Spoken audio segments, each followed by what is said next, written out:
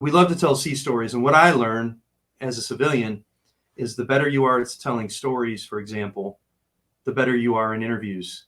Because most interviews really are just telling sea stories about your success as a leader or whatever you can provide to that company. If you can tell a good story and share with them how others benefited from your work or your leadership, then the better off you are in an interview. You're trying to do the same kind of thing with people to bring that leadership out of them based on your experience. Can you share part of that journey and how it's been? Our first time talking was 2 years ago. So what's happened in those 2 years? Well, there's a hunger and thirst out in the world for an antidote to all the negativity that our media promotes. The algorithms that run the selection of what we see in social media and what gets shared on television and online. The algorithm feeds off outrage. It promotes outrage because you'll know, Sean, that when you post a video and there's a disagreement, it creates a flood of comments.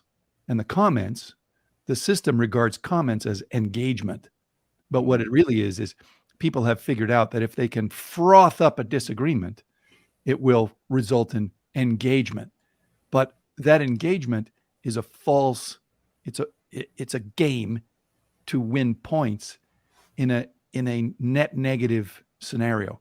What we really want to do is if you're going to create engagement, the goal is I want to engage you in such a way that we share our humanity, that we both realize, if you had a mission in life and I gave you this mission, I said, I just want you to remind people they're not alone.